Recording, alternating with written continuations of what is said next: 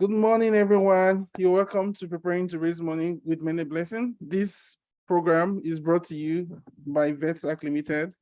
The vision of VETSAC is to help transform agriculture in Africa. And one of the ways we're doing that is to expand access to capital for businesses in the country, agricultural businesses, farming businesses, non-farming businesses, and all that across the country.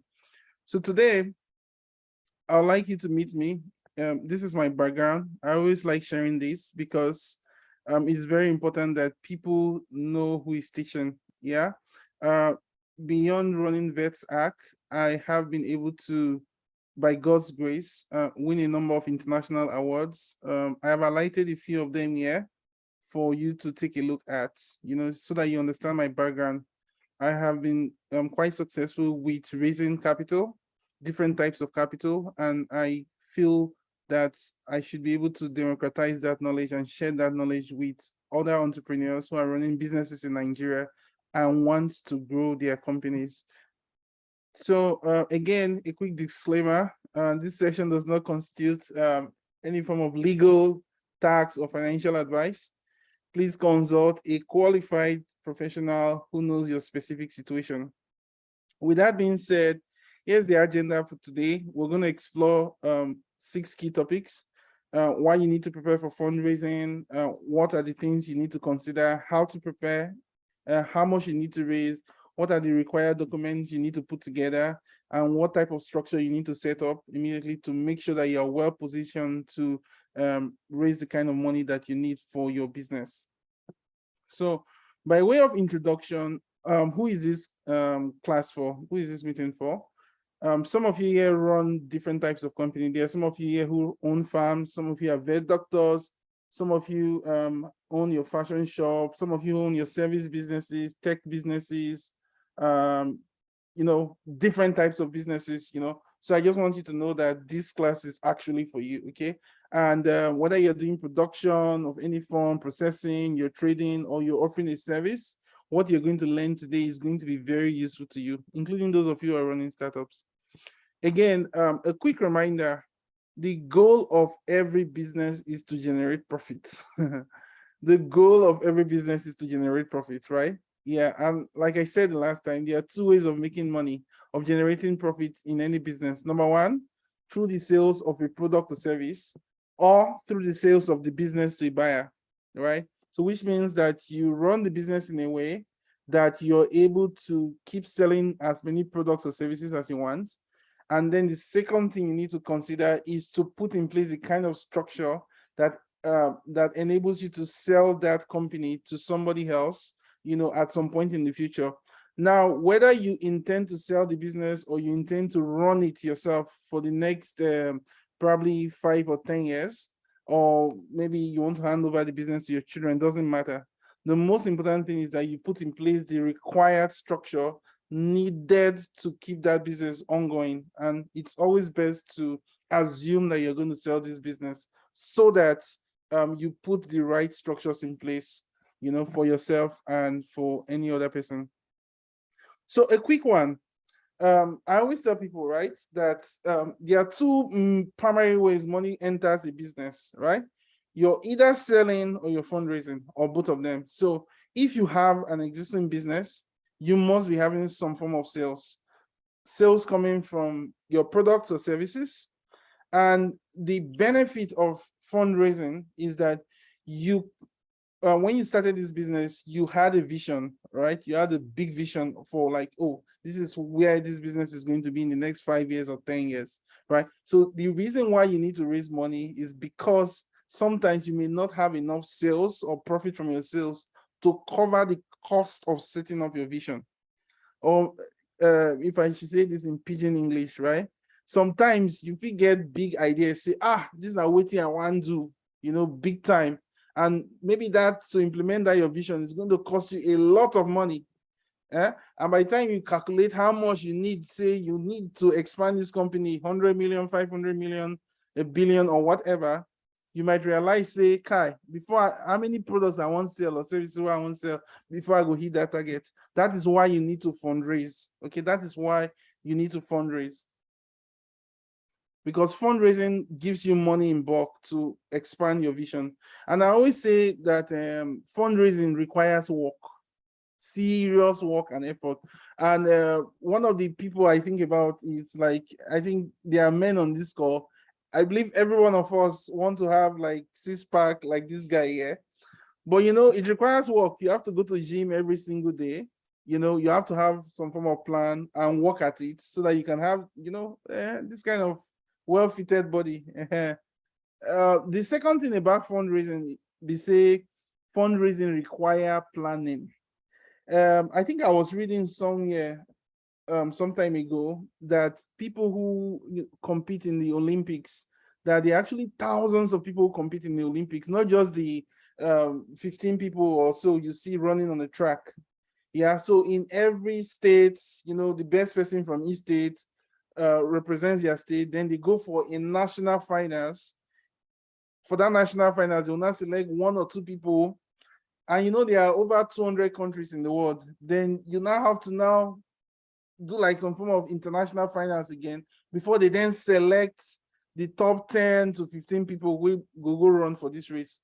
And so when you think about it, for every 10 or 15 people you see running on a track race like this, there have been like thousands of people who have been knocked down at the international level, national level, state level, or local government level, right? It is the same thing with fundraising. Today you go say you get one company which just raised $50,000 or 50,000 euros or $100,000 or whatever. For every one business you say, this company is doing well, there are many other people who will say they never break through. And the reason they have not broken through is not because the money is scarce. No, the reason is because they have not planned. They have not planned. They have not set up a strategic process for winning. The next thing about fundraising, where we say you suppose we say it requires consistency. Once you make up your mind, say, okay, you know what? Make I even raise money for this my business. This thing people have been talking, fundraising. Let me even raise money for this business. Then it means that you have set yourself on a marathon. A marathon is a long race, right?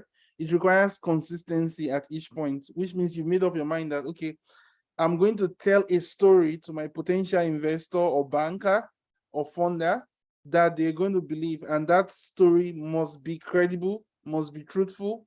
I'm not going to deceive anybody, and I'm going to work hard at it. That is what fundraising requires: work, consistency, and planning. Okay, so let's move on to the next thing.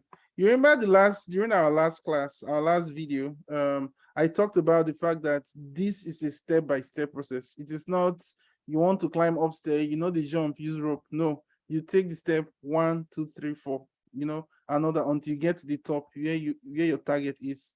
And then I also mentioned, say, fundraising requires meeting some small targets at the base, which I call points of achievement. I talked about points of achievement. What are those points of achievement? Point of achievement means, say, there are some small things you need to put in place. For example, now, at least most of you here on this call, you already have your business registered with CAC. That is a point of achievement. Most of you on this call, you already have a service or a product that you are selling, either in your shop or in your office. That is also a point of achievement. So what I am going to try to do today is to show you how to structure these points of achievement in a way that makes sense to a potential investor or bank who is trying to give you money to grow. Again, there is an abundance of capital. Money full ground. It's just that the people who qualify for that money, not plenty. I did tell somebody, when was that? Was it a few days ago? I say the normal black man or Nigerian or African, if you know you ain't gonna make money, go tell another person, say, guy, come, make I help you do this, because that is how we are, right? So, and that's why we're trying to change the narrative by teaching people what they need to know and what they need to do to have a well-structured, to have a business that is capable of raising funds and that actually raises the money that it needs to achieve its vision. So this is what we want to do for you, and we're going to be working with you over the next coming months to make it happen. Now, let me talk about another emphasis again on the points of achievement. So today, during the last class, I talked about 4 points of achievement: products, sales and marketing, intellectual property, and business development. But for the African environment, okay, the Nigerian environment, or for some of you who are joining from outside the country, especially those of you in Africa, I think what is really required from my understanding of fundraising is these 3 things: your product or service, your sales and marketing, and then your business development. Okay. Now, regarding your points of achievement, number 1, when it comes to your products, you need to have like an actual product or service that you're already selling. And for some of them, I think there are a few people who send questions that, oh, we're about to start and all those kind of things. What you need to do if you're about to start is that you need to make sure that the product works. The product works. So if you're trying to produce soap, make sure you produce that soap and test the soap and make sure that it actually works. The second thing you need to know about, you need to get in place, as a requirement for your product or service, is that it needs some form of regulatory approval. Why? When you are trying to raise money from an investor or you're trying to get money from a bank, it is important that that money goes into maybe expanding distribution of that product or service. So to make that happen, nobody wants to sink their money into a business or a product that does not have any form of regulatory approval. So that's why we tell people, make sure you're registered with CAC. If you are producing a product that people will consume, does it need a NAFDAC number or something like that? If you are a lawyer or you are an accountant, right? You need to have like some form of certification from like maybe the accounting association or the law association or something like that, that gives you some form of backing to make sure that you are a legitimate person implementing that business. The second point of achievement is sales and marketing, right? Now, the entire idea here is that you're putting in place, or you already have in place, some form of structure around how you're going to get more customers. So I would say that marketing primarily has to do with, creating awareness and generating interest around your product, whether on social media, whether through associations, or for some of you who work with farmers, through farmer groups or cooperative. For some of you who are non-agricultural people, you probably have like some form of groups, or clubs or something that you belong to, right? Which becomes a channel that you can really pass out information about your product aggressively. Yeah. Then the second thing about sales and marketing is that you're trying to grow the adoption of a well-defined money-making model. What does that mean? It means that as you're offering your product and your services, you don't define out, say, out of these 5 products what I get, these 2 are bestseller. These 2, they make money well. Like people, they demand these products well. So what do you want to be saying? You are trying to raise money so that you can grow those 2 products out of the 5. Not say you won't grow everything, because once you try to grow everything, it means that you're not focused. You just pick the ones where we say, we help you turn over more profit. You remember I said at the beginning of this class that the number 1 purpose of setting up a business is to make profits. Okay, and fundraising helps you to make far more profits with your business. Now, the third point of achievement I want to talk about is business development. So business development, because sometimes it's confusing for people. Sales and marketing, business development, what does it mean? So business development, really, I would say the primary aim of business development is to have someone who is striking strategic partnerships for you. So if I think on this call, let me see. Okay, I see some of my vet doctors, I see some of my farmers, I see Barnabas, Tayo, okay, Ebere, Emmanuel, oh, Josh Agro, see you too. Innocent, Japhet, okay. So I have an idea of the kind of people on this call. Nandi, I see you. Now, business development, right, primarily focuses on you. You're trying to sign up a big client. Now, in this case, let me use an actual example. So, maybe there is an association, right, of Okay, let's talk about, let me use an actual example of maybe like Namdi, right? Namdi has a business that provides some form of IT services to young people and to companies. Now, maybe you kind of figured out like there is this like association of private school owners, for example, in your city, just or somewhere, right? So what you want to do is to get somebody who is experienced at selling your service or product to that particular group of people. It requires a different skill set from a normal salesperson who has competence in selling one-on-one. Do you understand? So, for example, you already know that, oh, Coca-Cola has a huge distribution network, and maybe you're producing, like, I don't know, let's just say you're producing a new form of tea or water, and you want to partner with Coca-Cola to probably distribute that product. So somebody needs to sell to management or sell to the leaders in that organization who have a huge distribution network. So that person is more like the business development person. All right. So it is two different skill sets from sales and marketing. Okay, just to keep that in mind. Now let us move forward to the next 10. Now, you see these 3 points of achievements. Actually, they are the building blocks for something bigger, which is your financial model. So, you know, last week I talked about the points of achievement, which I've talked about again today. But this time around, I want to show you how it connects to fundraising. So you have what you call your financial model, right? So these are the ingredients you need to build your actual financial model. You know, so that's the key point. Now, let me talk a little bit about financial model. What is a financial model? So make I explain them in a way where we say, those of us we know what it mean in detail, and I go understand.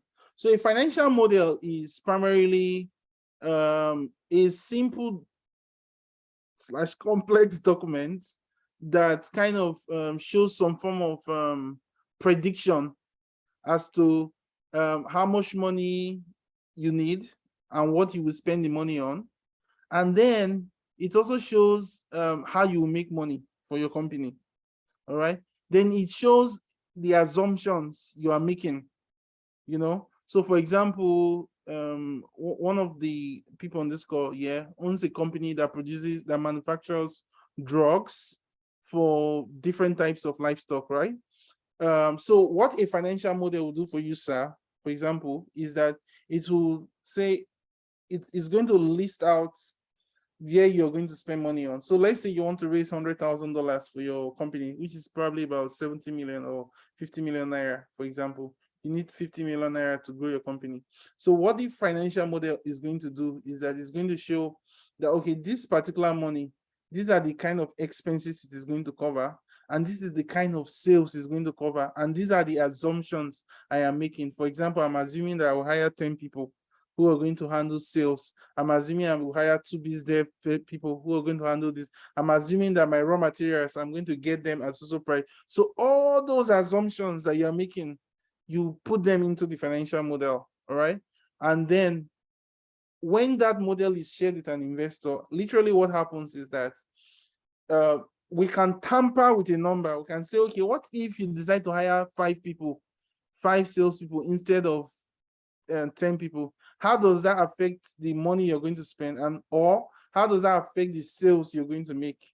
You know, so primarily I always say that the model shows your thinking or reasoning behind the growth, because many people, they want to raise money for their company, but they have not thought through the step-by-step process of, okay, this money you are trying to raise, what do you want to do with it? Like, you know, and how will this money help you achieve your end goal? So the reason I use this picture of a seed in a soil is that when you plant a seed, either in your backyard or as a farmer, you are very sure that, okay, I'm planting corn, right? This corn is going to take 3 months. So it is a predictive process. You know that day 1, this is what will happen. Week 2, this is what will happen. So that is what, that kind of confidence or assurance or whatever you call it, is what a financial model gives to you as the owner of the business and your potential investor. Something else, again, like I said earlier, it's usually a financial model is always in Excel. Excel, very important, requires a lot of calculation, going into the details of exactly what you want to use the money for, the different items you want to spend money on, and how exactly you're going to make money, your different revenue channel. Okay, I have 5 products. I will sell 10,000 of this in January.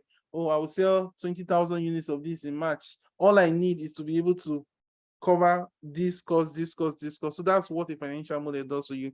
So I'm not going to go into showing you an actual financial model, because that will make the teaching very complex today.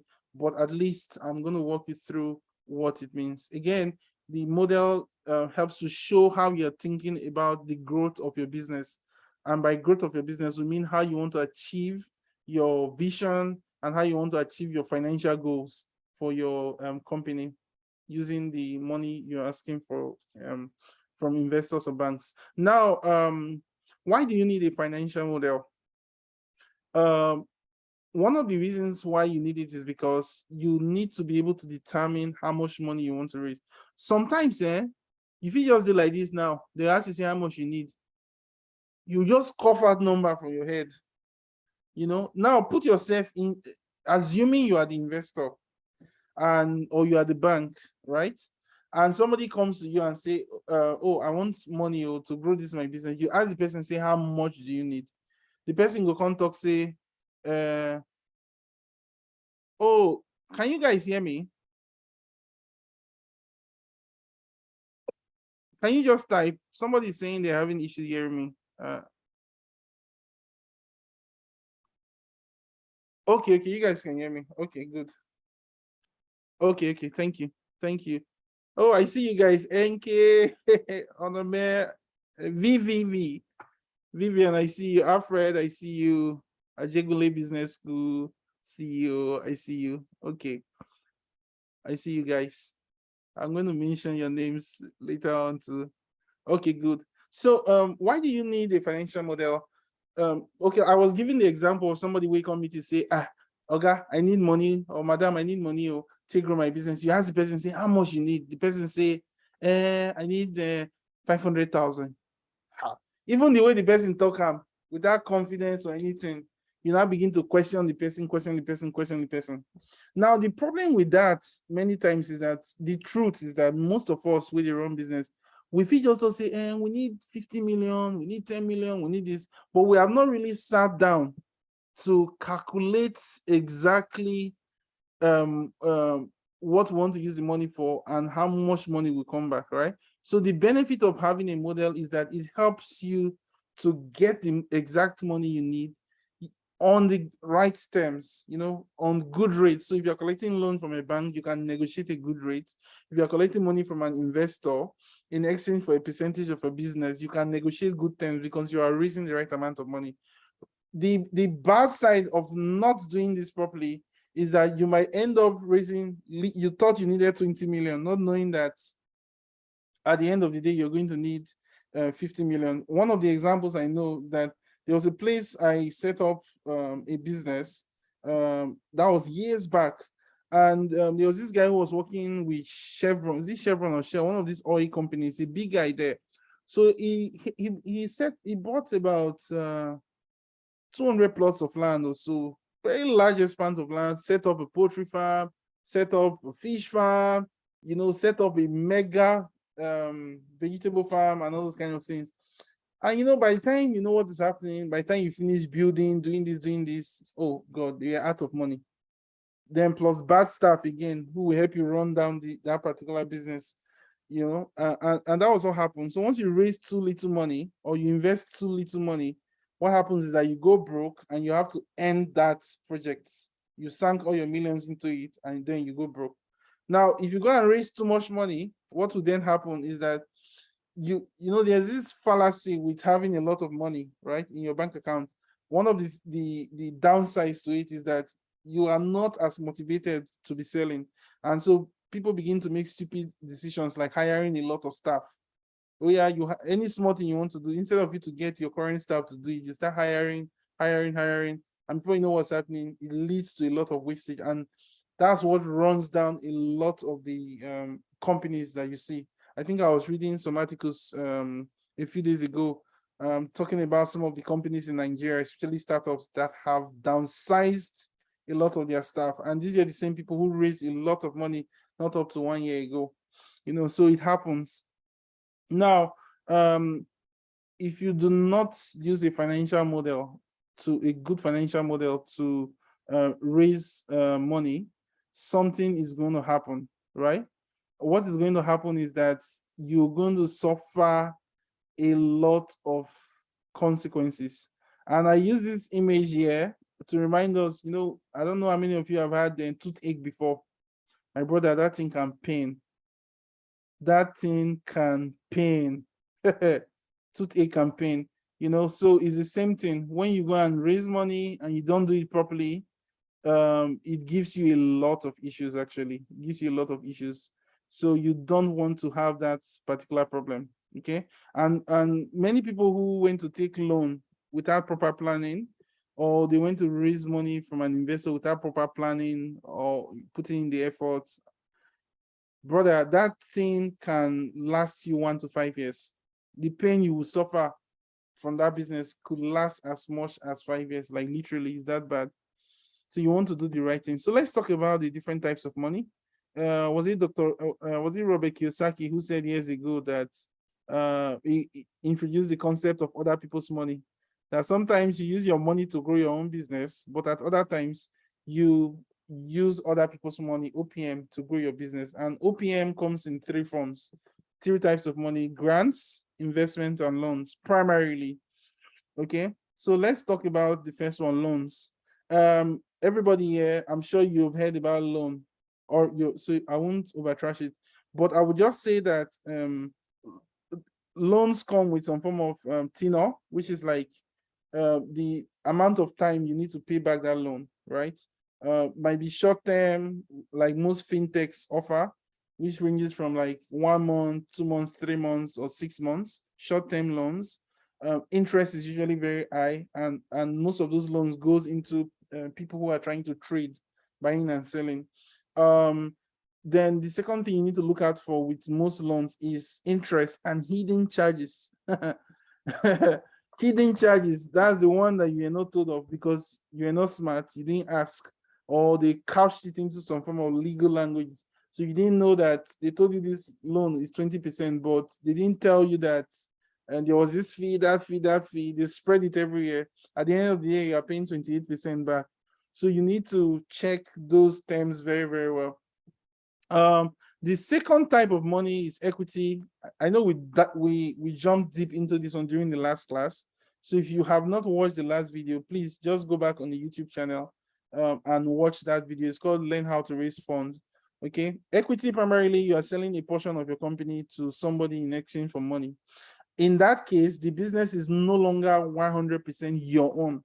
The business is now our business or our company, not my company, but our company, because you've introduced another partner into the equation. The third one is grants. Okay, now this one is common to both NGOs and normal businesses. So if you're running a normal business that is not an NGO, you can actually get grants for your farm, for your company, or whatever you're doing, irrespective of the type. Whether you're a lawyer or you're a farmer, doesn't matter. You can actually get grants for your business. The caution I give when I talk about grants is that always know that when you take grants, the grant money, the person who is giving the grant or the organization giving the grant, they have their own plans, they have their own agenda. They define that very clearly in the request for proposals. So, but many people get tempted because, oh, they're giving $100,000, $1 million. So people jump and fight for it. But what happens is that if you're not careful, you may find out that just because, for example, you are in, let's say you're in agriculture, there's an agricultural grant, you didn't take proper note of what the grant requires, the type of projects they want to fund. So you now develop a project and apply it. Before you know what's happening, 1 year, 2 years, 3 years, 4 years is gone out of your company vision. because you are spending grant money and you're not able to really build a sustainable business for yourself, and then you have to start all over again and all that. So make sure that before you go and collect grant, make sure that it's actually aligning with your core vision and where you're trying to go, okay? And again, sometimes most venture capitalists or PEs don't find it very attractive if a company always collects grants. They sometimes don't find it attractive because you don't have the discipline to use their money properly like a normal entrepreneur would do. So let's move on to some of the key documentations required for raising money. This list is not exhaustive, right? And there are going to be other things that may be required, but I just wanted to touch on what I consider to be some of the most important documentation you would need when you're trying to raise money. Number one is some form of business plan or pitch deck. So a business plan, the problem I have with many business plans I see around is that because everybody's now calling themselves a consultant. Oh, I can write business plan for you. There are business plan templates online. You go download and put together stuff. But then the quality is so poor. The quality is so poor because when you get an actual professional who knows what they're doing, the business plan may actually be very expensive to develop. A good one, a really good one, may be very expensive to develop. So there's an issue around the quality of the business plan itself, so you want to make sure that you take out time to either put the business plan together or invest in getting a good person who can help you translate your vision into some form of business plan that a bank needs. So banks sometimes are the ones who need the business plan, banks, and then maybe a few investors. Now, for equity investors, most of them would rather work with a pitch deck. A pitch deck, usually 5 pages, 10 pages long. I already talked about what the contents of a pitch deck. Have I talked about that? I don't think I talked about that during the last class, right? Maybe we can have another class where we'll talk about that. But primarily, the pitch deck contains things like, oh, what is the problem you're solving? What is your solution? What is the market size? Who is on your team? How much money are you asking for? What kind of traction have you gained over the last couple of weeks or months? Those kind of basic information. It's just like a teaser document. A replacement to that would be a 2-page document, which you call it a 1 or 2-pager, that contains a summary of your business. Yeah, so let me pause there. The second document, which is very, very important, probably more important than the first one, is your cash flow. Your cash flow. Now, this cash flow, the best way is actually linked to your bank account statement. So, for example, a bank who wants to give you 10 million or 50 million or something like that, they want to see your bank account statement. Oh, for the last 6 months, for the last 1 year or 2 years, depending on the amount of money that you're looking for and the type of business that you're running. Then let me talk about the financial projections, a little bit related again to the financial model. So primarily the financial, once you've created your financial model, for example, what you then do as a next step would be to create like maybe extra 2 or 3 years. So on one column, you have maybe my financial projection or model for 2023. So you can then have a 2024 column, 2025 column, 2026 column. So that then shows the future of your company, primarily over the next 3 to 5 years. So that's what the financial projection really is all about. And then make the thing not too hard for your mind. What do you mean? They say, you talk, say you want to sell 10 million naira this year. Okay, next year, how much you go sell? You say, I will sell 15 million naira. So which means there's a 50% increase from 10 million naira to 15 million naira. The extra 5 million represents 50% increase. So maybe for the next year, you say, oh, I will grow by 50% again, okay? You remember I said the first one was 10 million to 15 million. That's 50% increase. Now, another 50% increase from 15 million is 15 divided by 2, which is 7.5. So 7.5 is 7.5 million. You now add 7.5 million to that 15 million, which will now give you 22.5 million. That now becomes your projection for year 2. Do you understand? Now, from year 2 to year 3, if you said you are going to grow by another 50% again, what then happens is that 22 million or so we just calculated divided by 2, 22 divided by 2 is 11 million. 11 million plus 22 is equals to 33. So your year 3 sales projection now is now 33 million. Okay, so from 10 million to 15 million to 22 to 33 million on a 50% growth assumption. That is how this thing works, not hard parcel. Now, the next thing you need, which is very important, is your bookkeeping or accounting records. So I tell people, say, there is a type of money you want to raise. If you don't get accounting at all, hey, you never raise that money. You will never, take it from me, you never raise that money. Why? Because it is dangerous to give a man money when no they keep accounts. There's this parable about I think parable of the unfaithful steward, yeah, that Jesus Christ gave. Here he talked about there was a man who was managing a business and all that, and then people now began to accuse the guy of corruption, right? So what happened was that the owner of the company now came and said, okay, people have been accusing you that you did this, you did this, you did this. Okay, now to prove yourself, to vindicate yourself, go and bring the accounting records and prove that these people are telling lies against you. And so the guy, Chakpa, disappeared and resigned, and started doing some other things. So when I read that story years back, that was when I knew how important it is for you to be very meticulous around keeping records. So you buy something, you keep the receipt. You recharge your phone with 2,000 naira, 5,000 naira from your company account. Keep the receipt, keep the invoices, all those things. You send someone to go and pay for something or go to bank and they pay using Uber or something. Like, you keep all those receipts. I know it is very hard, especially those of us who are Africans. Sometimes we don't like it when our Oga asks us for bring the receipt. So you say, why is this man stingy like this?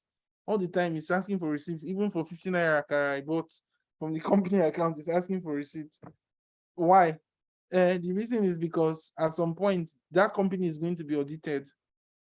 And the only proof that you have that you spend that money on that thing was that a receipt was generated and that receipt was properly filed and stored somewhere. So it is very important as you're buying your raw material, every single receipt, arrange it and keep. And if you cannot arrange it properly, just arrange them by dates. Have files, arrange them so that the day you hire an auditor and they say, oh God, we want to see this, just take them to that place and show them the things and walk away, and they will see everything already organized. It's very important, because without that, in fact, when you're raising money from some investors, depending on the amount you're trying to raise, one of the ways they check if you're a high-risk company is if you have an accounting system in place. So they will write it, this company, so on the lowest level is the company has nothing, which means they can't invest in you. Then another level is like they are keeping documentation. It's just a rating system. They're keeping documentation. They have a basic documentation of receipts and all those things in paper format. Another level is that they have a system, like a software that they're using to document this. Another level now has to do, they've taken that thing and then it's been audited. So it is step by step. So the higher you are on this hierarchy, the less riskier you are when it comes to collecting money from an investor. So I'm saying this so that you can put some of these things, you can begin to prepare and put some of these things in place in case you don't have it, so that you don't feel discouraged. Say, I don't have this, so I don't have this. What do I do? No, don't be discouraged. I will show you what we'll do to help you with some of these things. Yeah, but I just want you to have the full picture. Now, I think audited accounts, that is primarily done by auditors. You pay an auditor based on whichever local government you are in. auditors charge different fee. It can be 100K, 200K, 500K per month, per year. They'll come, or so primarily what they do is they'll check all your accounts, make sure everything balances, and then they would write some form of statements to show that your business has been audited for that particular year. Then the last thing I probably want to talk about here is collateral. So when you're taking a loan from a bank, sometimes they will require some form of security. So there are two types of loans. There's unsecured loan and then there's secured loan. Unsecured loans are those kind of loans most people they collect from all these fintech companies. They'll say, oh, download this app with your phone, put in your BVN, put in this, put in this. They will check your bank account statement or whatever, and say, oh, you qualify to take 1 million naira, press this, you press, the 1 million naira is sent to your account immediately. That's unsecured loan, right? But you want to do bigger deals. I need 40 million, 50 million, 20 million, 10 million. The bank will now start asking you, okay, this money you want to use now, what will you put it in? They will check your financial model or projections. Now say, okay, you're spending half of this on equipment or this. They might now want to use that equipment as collateral. In case the business fails, they can liquidate or sell that equipment. Sometimes they might ask you for land that is worth maybe the amount of loan you're trying to collect, or a building. So sometimes you may not have some of these things, but there are other things you can do to there are other forms of security you can provide. It might be a savings deposit. Maybe you have 1 million naira in one account, so you can say, okay, take this 1 million. The 1 million, they are not using it to, but you tie it down as a collateral inside a savings account. You know, that's part of the wisdom you can use too if you don't have any property.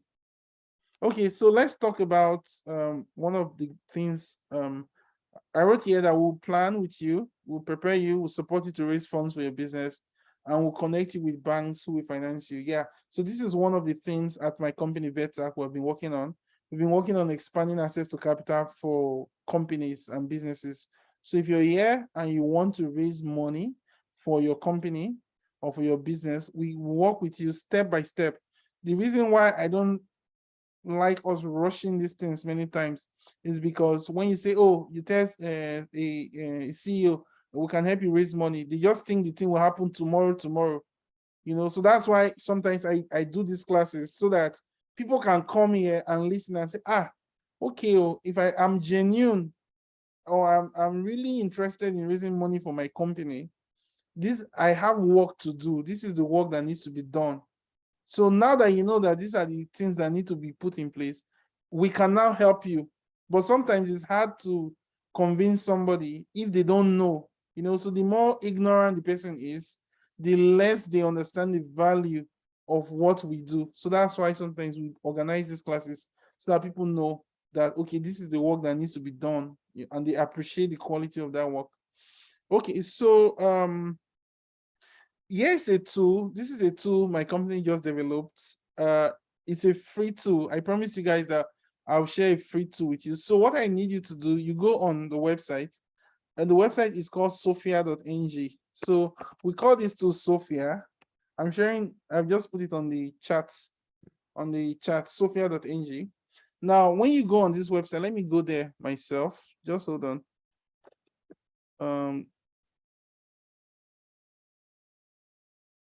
Hold on, guys. I want to open the website for you. Okay. I'm going to reshare my screen now. Can you see my screen? Yeah, I believe you can see it. So this is the website. It's called Sofia. So we developed this tool. The idea of Sofia is that if you want to raise loans for your business, not all those high interest loans, so where you are paying 5 or 10% per month. No, not that type. You want to really raise money for your business loans. What we are going to do for you is to help you put together the right paperwork that you need, and then we'll do an official introduction to a bank that can give you the money. Okay, so if you wanted to raise money, I don't know, let's say 10 million, 20 million, 50 million, whatever, we're going to sit down with you, look at where you are, what is missing, work with you to put those things in place, okay? Block all the gaps. We will not lie on your behalf or try to trick the funder on your behalf. No, we would help you put in place the right foundation, the right paperwork that you need to get this money. Then we'll then officially intro you to the bank, you know, so which means that we've built a relationship with that particular bank already, and we'll do the connection for you no matter where you are in Nigeria. Okay, so what I did here is that we have a tool, a free eligibility test. It's a simple test. You click on it, okay, just put in your name, WhatsApp, email. We'll use this to contact you, and then you just fill in this simple information. Is your business registered? Yes or no? At the end of the day, it's going to okay, let me just show you guys how it works. You put in your name. Let me see. This is Many Blessing. I put in my WhatsApp number here. I put in my email. Now I come here and is my business insured? Yes or no? How long has the business been running? Maybe 2 years and above. Is the next question is like, which bank are you using? Does your business have a bank account? You said yes. Which bank are you using? Let's say one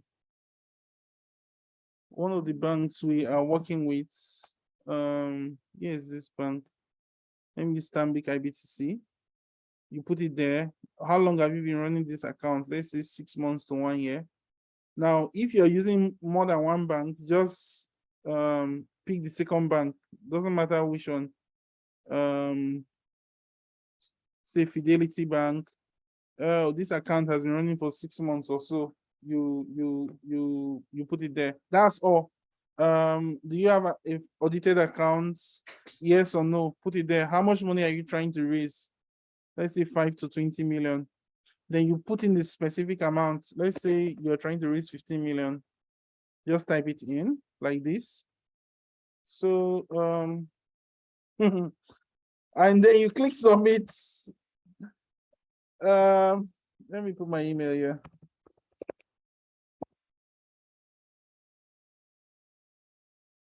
Because this is a demo. So I didn't put in my phone number. Okay, let me put the phone number.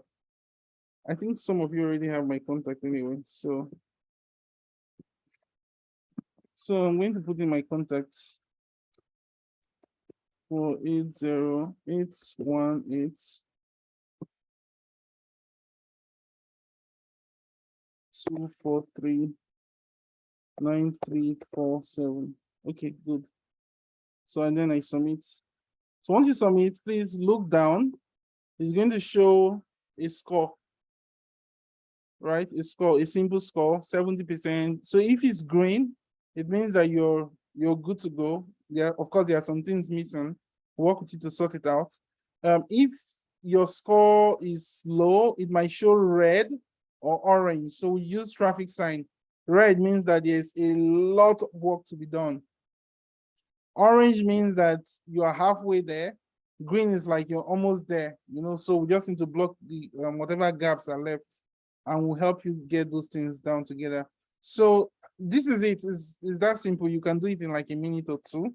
So for those of you who are ready to start raising capital or who want to start the process, go on sofia.ng and do that. So once you fill it out, our team will contact you officially from next week to start this opening up that conversation with you, help you determine what is missing and all that. And then it's a paid service, you know, it's a paid service later on, especially once you start putting some of the documentation together. Now let me move on to the presentation. Okay. So maybe this would be a good place to start taking questions. All right. So this is me again, Many Blessing. I'm active on Facebook. So follow me on Facebook, Mene B. Oris. That's my Facebook link. I'm also active on LinkedIn, .menebu, right? And then on Instagram and TikTok. But usually I'm very active on Facebook and LinkedIn. So please reach out to me. So I would like to take a pause here so that we can answer questions.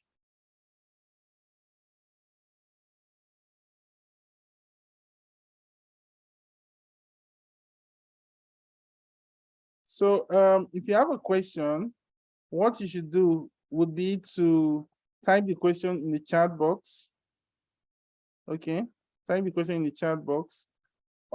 The second thing you can do is to raise your hands up. I believe that some people have questions and you like to ask. So either way works for me.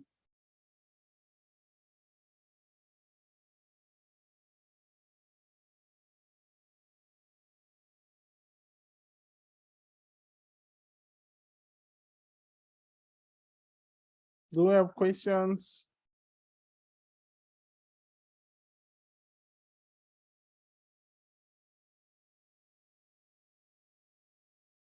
Okay, so I have a question here from Confidence.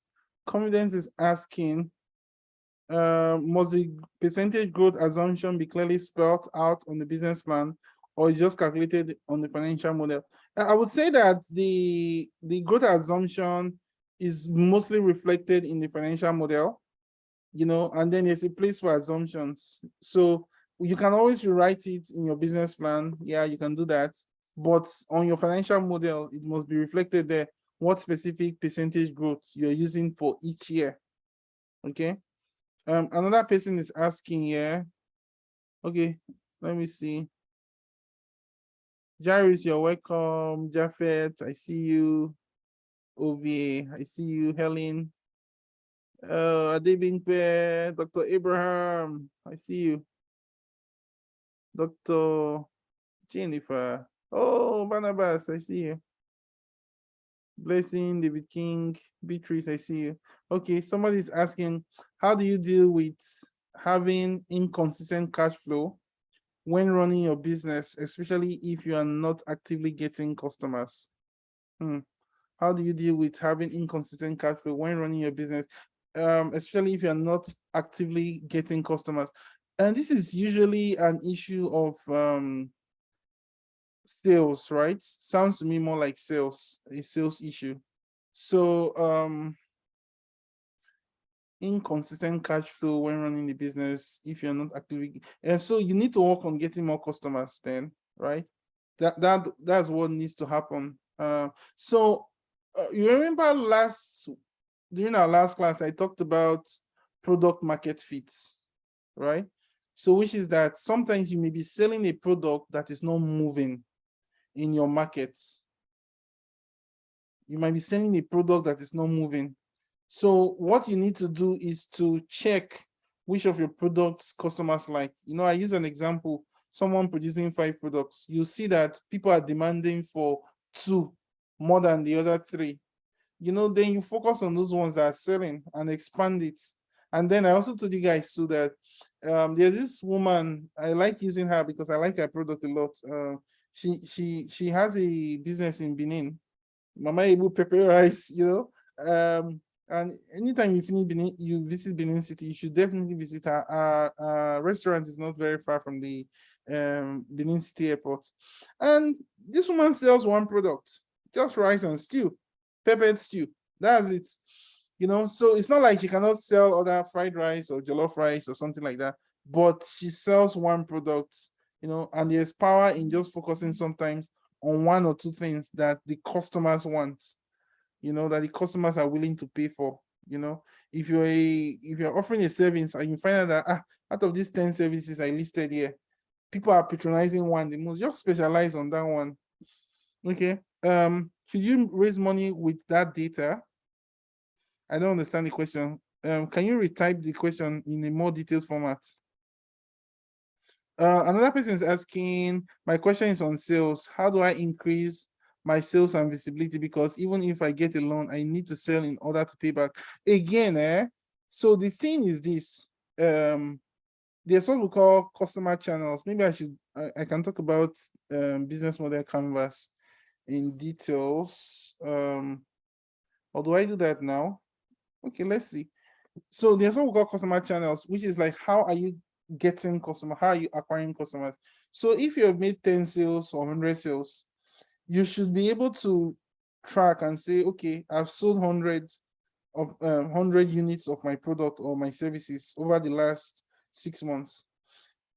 These people, how are they finding out about me? Are they finding out about me on Facebook?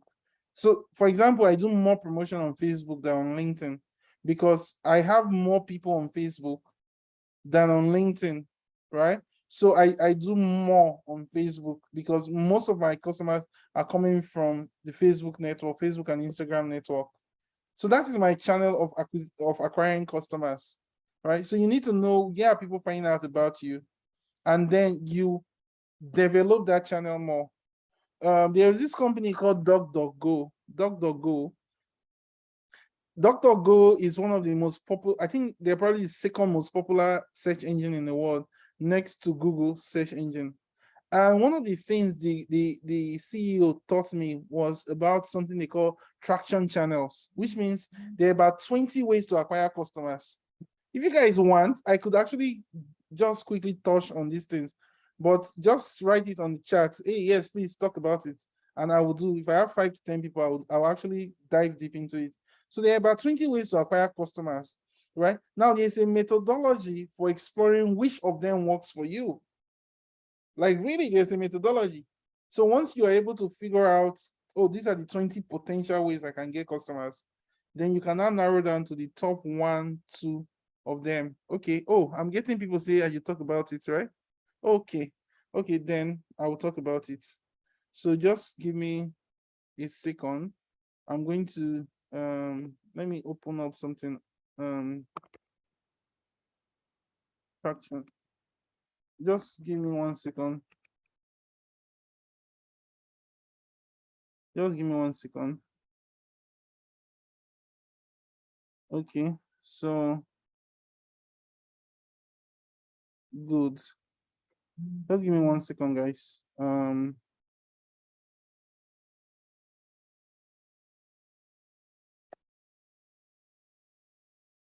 Okay, so I'm ready to share with you more information on that now. Okay, so I'm going to share my screen back.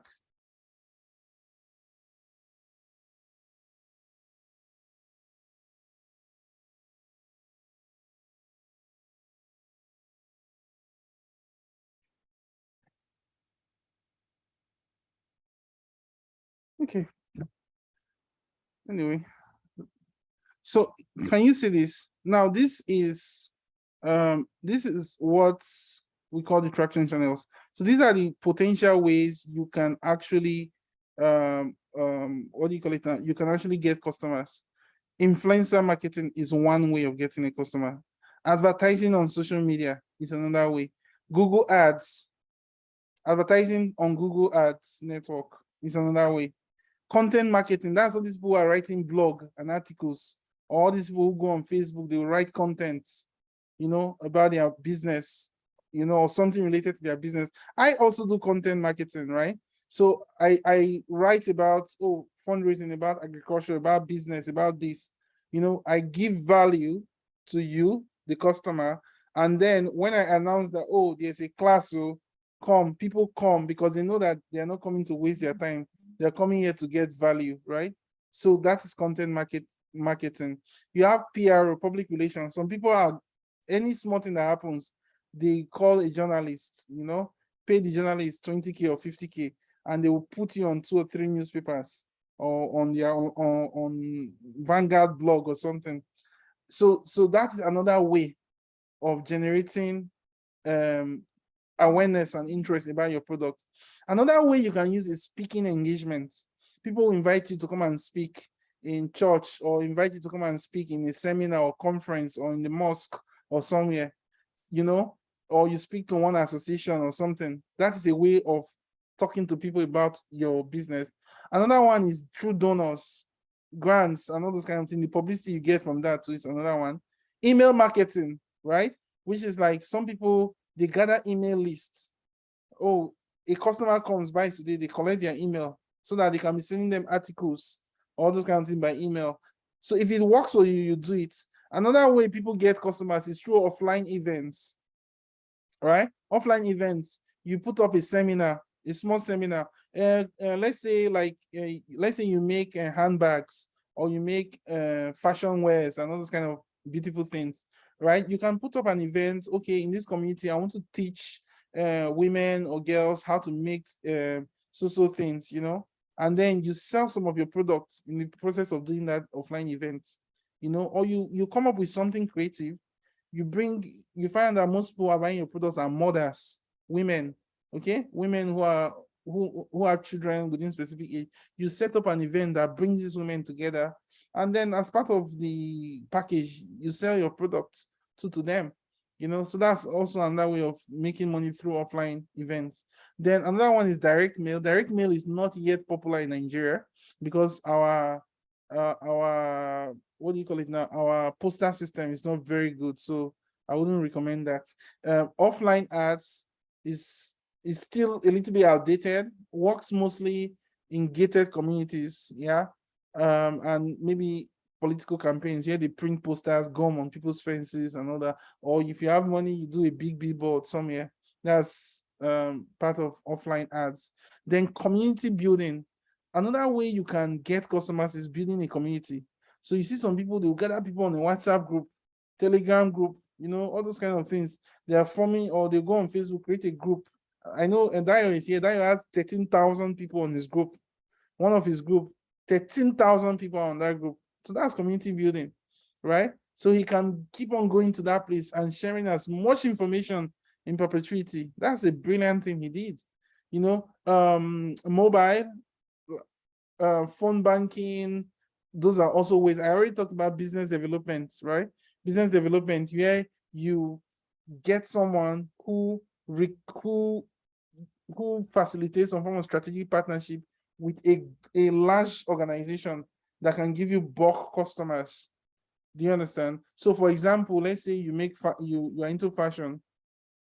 Maybe somebody wants to maybe let's even talk about, like, I think there was this thing I was reading online about an association that produced bags, right, for their conference, you know. So if you are such a good bag maker, one of the things you can do is to go target an association. Some of those associations can order like 5,000 pieces, 2,000 pieces for their conferences. And before you know what's happening, you make sale that, you know, sale that should have lasted you 2 years, you make it in one blow. That's business dev now. Then search engine optimization is also another way of, you know, of getting interest of people. So SEO, primarily, of course, you write some form of articles on your own website, but there are people called SEO specialists who have a way of checking like the kind of things that Google likes. You know, there are things people search for on Google, right?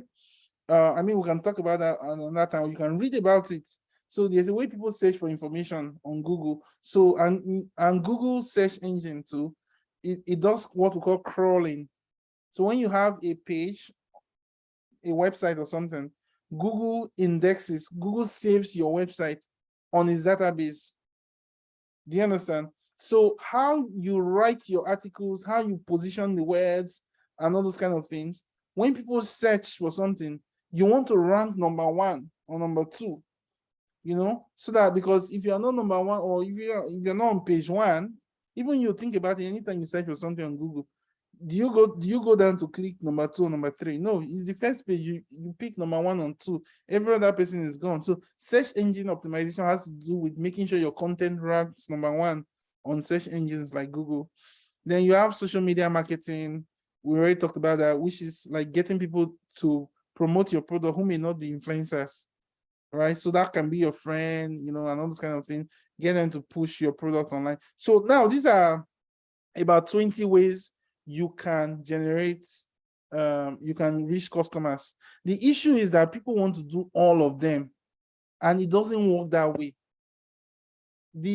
So what you do is that you pick out of these 20 now, you identify 6 that you think will work for you. You now put those 6 here. So, okay, content marketing, influencer marketing, social media marketing, offline events, email marketing, which other one do we pick? Let's say PR. So these are the 6 you pick, right? then maybe out of these 6, which of them as your number 1 to 3? So let's say content marketing, social media marketing, email marketing, just an example. Those 3, you not try them out for like 1 month, maybe 2 weeks, you do content marketing. Another 2 weeks, you do social media marketing. Another 2 weeks, you do influencer marketing. Excuse me. Now, once you run this short experiment, 2, 3 weeks, 2, 3 weeks, 3 weeks, you will not find out that, okay, when I did social media marketing, I got 10 sales. When I did email marketing, I got 0 sales. When I did influencer marketing, maybe I got 2 sales. Now you now know that for your own business, social media marketing works better than influencer marketing. So social media marketing now comes to the center as your number 1. You now take another 3 again, the remaining 3 from these 6, maybe offline events, maybe offline ads, maybe community building, right? You now say, okay, let me spend 1 month building community. 1 month I will host an event, and then maybe let's speak business dev. I will hire a consultant who will help me get social association. You try those 3 out. You now realize that when you go for offline events, because people have direct engagement with you, they are buying your products. Whereas you've been suffering, you've been trying to build community, nothing they work. Then now you cut off community building and cut off the other one, and then your number 2 now becomes offline events. So that way, when you go online and somebody tells you succeed through building community, you know that one will not work for you. Do you understand? You now focus on what works for you. So this is how to develop your customer channels. I believe that was very helpful.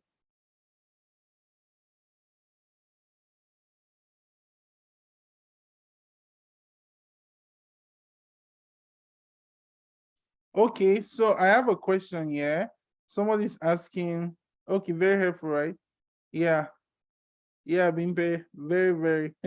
That's how to do it too. So don't let people confuse you. Sometimes what works for one person will not work for the other person. So just do what works for you, and this is how to test it. If you use this formula, within the next 2-3 months, you will be 100% clear as to what your channels are. Very, very clear around it. That's how to acquire customers. So let's go into, somebody said, can you talk more about record keeping? Another person, my record keeping is bad too. Okay, so about record keeping, yeah, I can talk about it. Just 1 minute. Hold on. I can talk about record keeping. So let me show this. I want to share with you guys something that we use for record keeping. It's called Clever. Let me log out from this account. So we have a product called Clever, which you can use for your record keeping, actually. I want to see if I can share with you guys an actual demo account that shows what the product does. I hope I can do that now.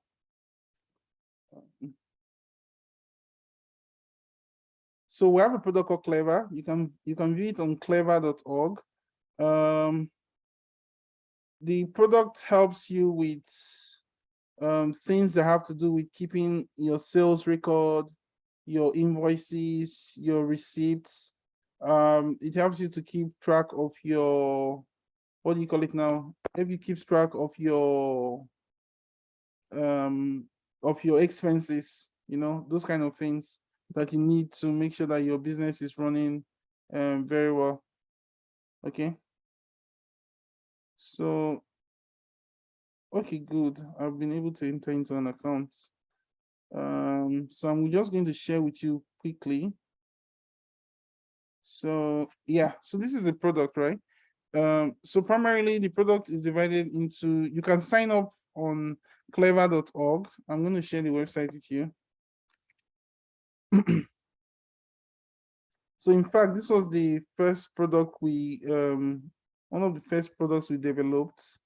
sometime back, and until some of our customers will just tell us, say, Oga, this your software is good, but we need money to grow our business. So we need money to grow our business. So that was why we had to now incorporate and start talking about access to capital. Like, okay, let's help you raise money for your business, actually, you know. So Clever comes with a dashboard. So it has 3 parts. It has a dashboard, number 1. Number 2 is the transactions, where you can manage your sales, expenses, your farm, if you have a farm. If you don't have a farm, this will not show for you, right? Then it has a settings where you can add your staff and all that. So then on your dashboard here, you have something that helps you analyze how the business is performing. We just incorporated this recently, so that you can track sales versus expenses. So let me see if I can do a quick sorting based on all time. Yeah, so we just recently incorporated this actually into the business. So what this does actually is that it shows you real time how your business sales and raw materials is matching up with your operating expenses. I mean, for those of you who sign up, eventually, I think we can walk you through maybe in a detailed meeting later on. I don't want to go into too much detail right here. For those of you who probably have farms, you can use it to, the application allows you to analyze details of a particular farm or pen, you know, track a number of records. For sales, I think this is the one that is very interesting, that most of you are looking for. For sales, literally what you do is to, let's say, you select a customer, right? You just come pick a particular product, let's say broilers, 1 kilo of broiler. You can add a discount if you want to, and then you can simply generate an invoice. Okay. Okay, yeah. Some data, I didn't fill in data, type of livestock 1. Yeah, so that's it. Just generate an invoice, that's all. And then you can print it out or share via WhatsApp. It's that simple, actually. So this is what this particular product does. So go on clever.org. Clever.org. This is the website. Come to clever.org and you will be able to register. So come here, click on register, and you'll be able to fill this form, register. You can start for free. You don't need to pay to be able to use the application to generate invoice, receipts, inventory management. You can start for free. We have a free plan here, which you can actually use for your business. For those of you who have businesses that are a little bit large, you can then do a subscription at a later time, but we'll get somebody who will support you throughout the process. Okay, so go to clever.org to sign up if you need to build, if you want to build your record keeping. In fact, we started a service where we get someone who will literally sit down with you, you know, and then they will take your records every week and make sure that they're uploading it into the Clever platform just to support you in case you don't have the time to do it yourself. Okay, so this is what Clever does. Actually, you can read more about it. We created the product and improved on it because we realized that a lot of businesses are now experiencing fraud. People are stealing from companies, you know, stealing 1 or 2 things left and right. Raw materials are missing, things in shops are missing. Business owners are not able to know how much is sold or how much they made, or if they're even losing money.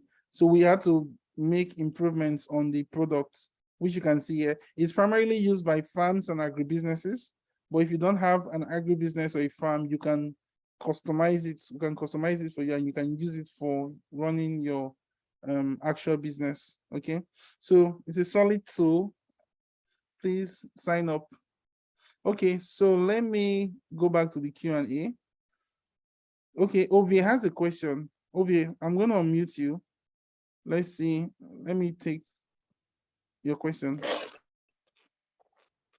Thank you very much for the insightful session. Thank you so much. I very much appreciate. So I want to ask, for startups, for example, startups that need money for, setting up some technical requirements or maybe a prototype, or needs money for some level of research.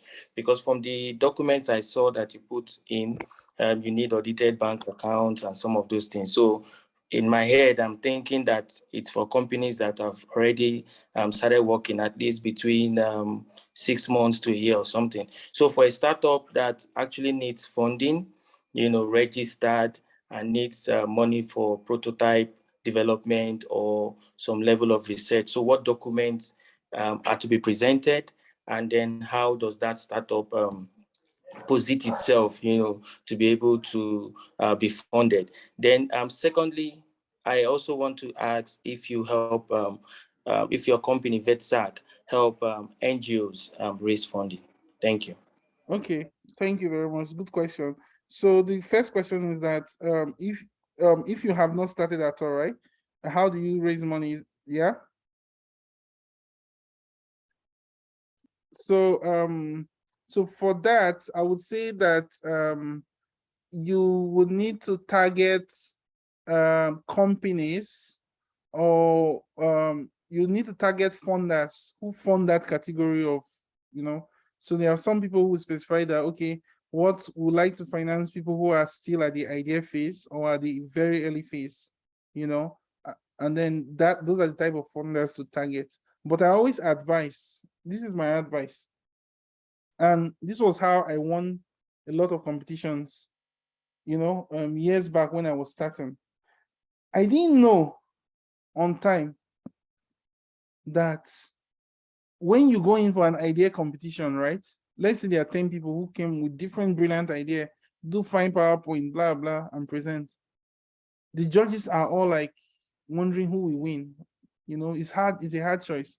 So what I did was that beyond having an idea, I would implement the idea, I would execute, build my prototype. Beyond prototype, I would start selling. So when I come for some of those idea competition, the judges always love the fact that at least this guy has done something. Do you understand? That was years back.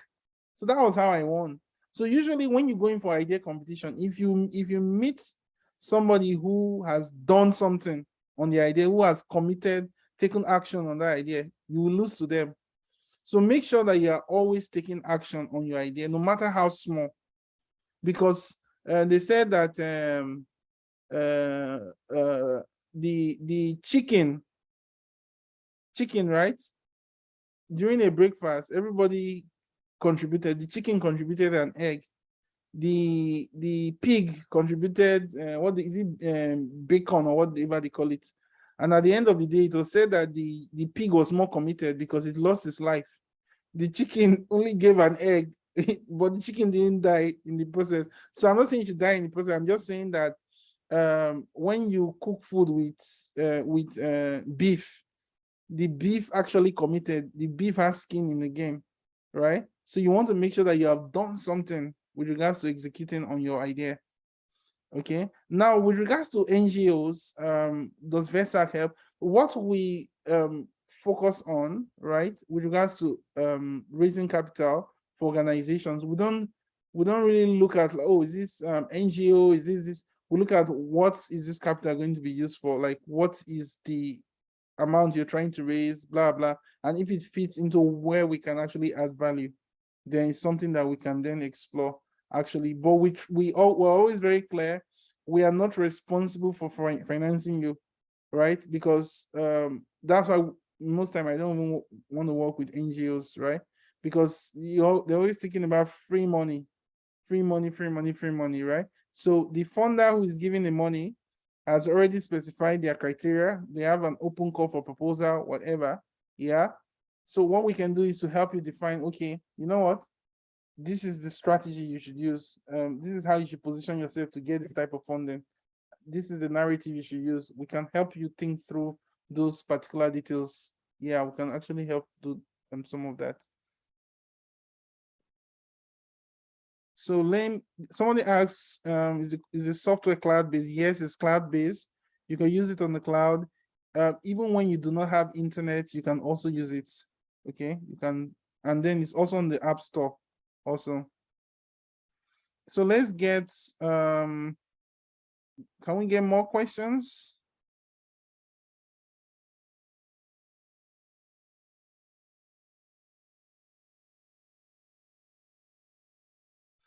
Okay. Okay, Emmanuel. Emmanuel. Yeah, good morning.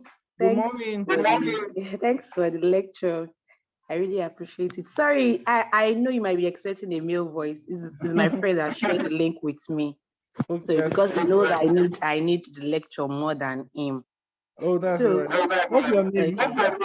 my name is Patience. Oh, Patience. Okay, Jade Food. I own jadefoods.com. So the thing is, I have a business I'm doing.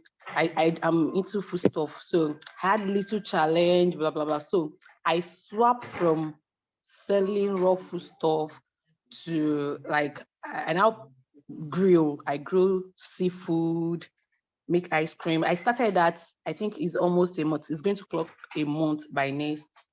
I think in the next 3 days, it's going to clock a month, and it's doing fine. Okay. So the thing is, I have records for the initial business. I didn't stop it. It's still going on, but not the way it used to be. What happened was there was a demolition, so it ruined my business a lot. That's what made me to start this other one with what I have on ground, and I'm still holding on to my customer. It's still like I'm still marketing to my customer.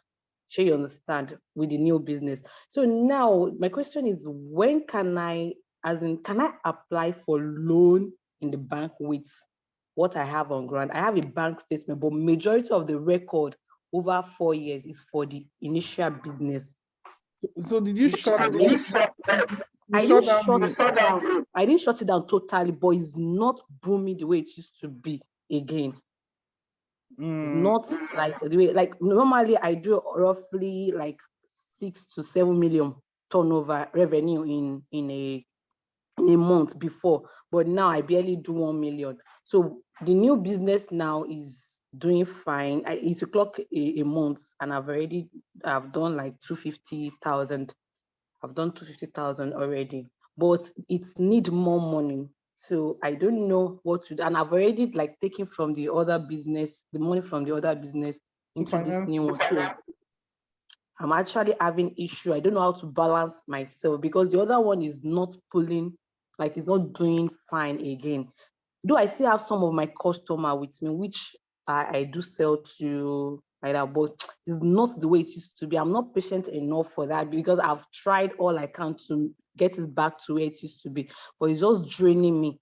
So when I now saw an opportunity on the same line, like just like it's not up to 20 kilometers. When I saw an opportunity for the new business, which I just opened last month, so and it's already like it's doing fine. Like just that, yeah, the money, the 250 might look small, but to me it's huge because a pack of chicken is 1,005. So for me to have gathered 1,515 and ice cream is 700, for me to have gathered that up to 250,000 within short period of time that I started, I felt there is more to it. Like this morning now, while I'm in the meeting, I've already seen others. Like that's how I'm going off and on. I've already have plenty of that this morning. So what? I think for something like that, yeah. Sorry, I'm you mute. Okay, good, thank you.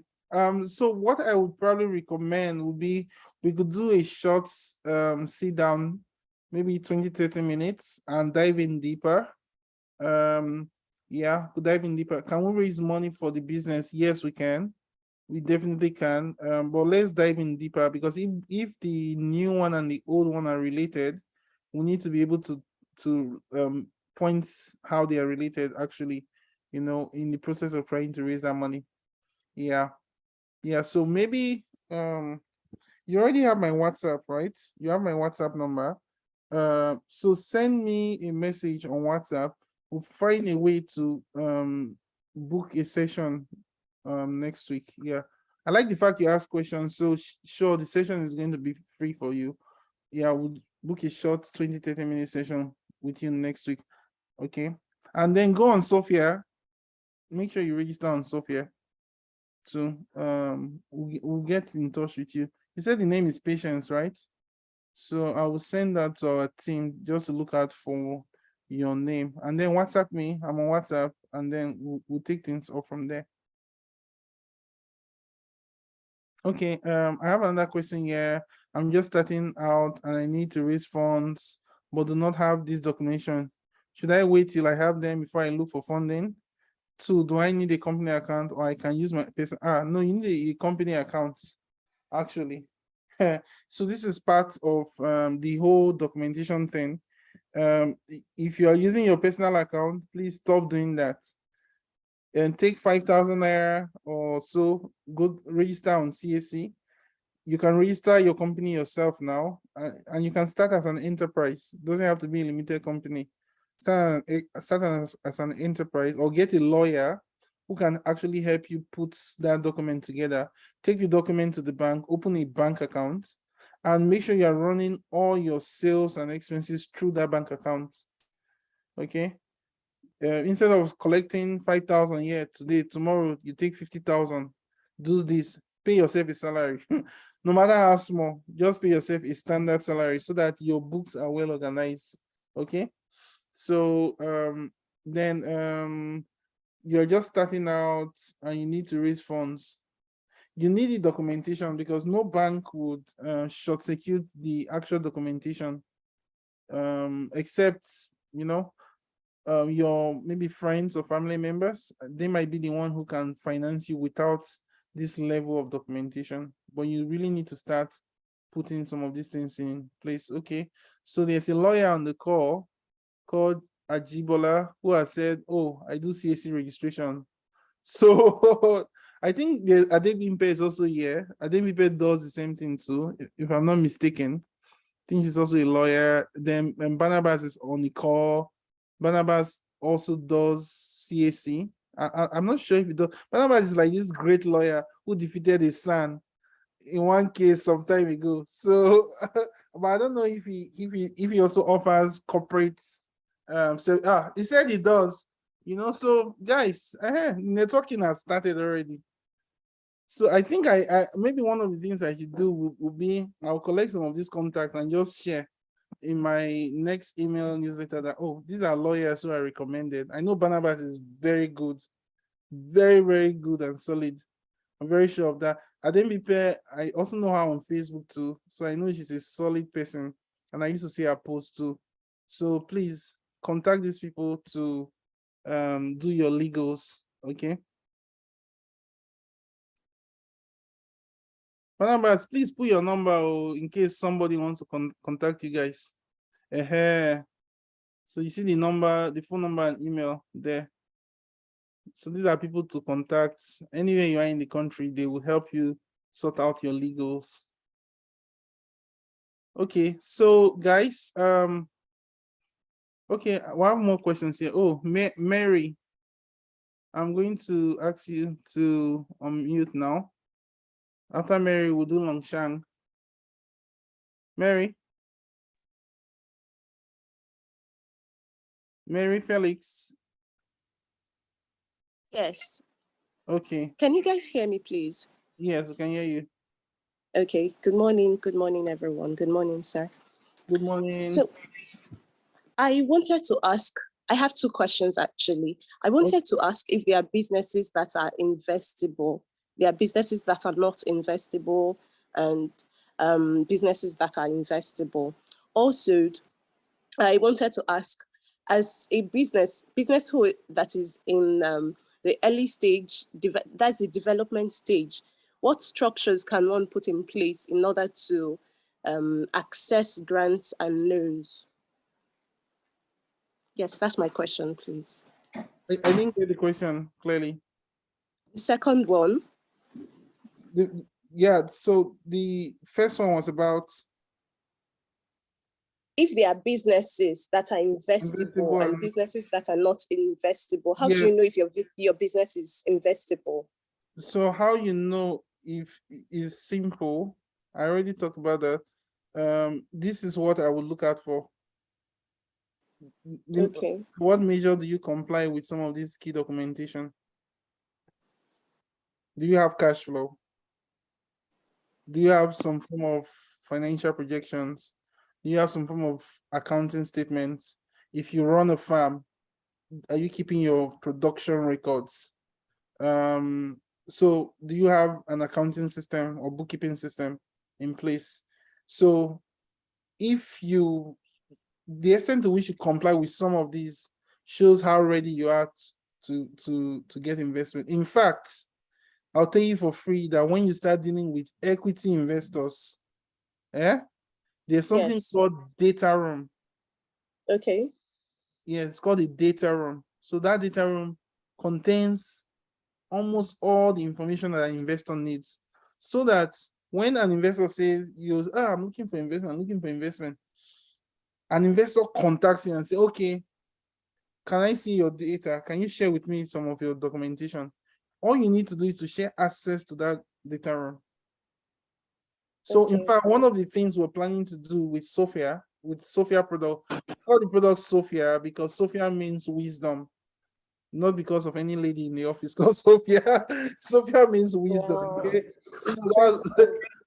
So that's why we call the product Sofia. So actually what we're planning on doing is that when companies contact us and say, oh, we want to raise money for this, what we literally do is that we run an assessment.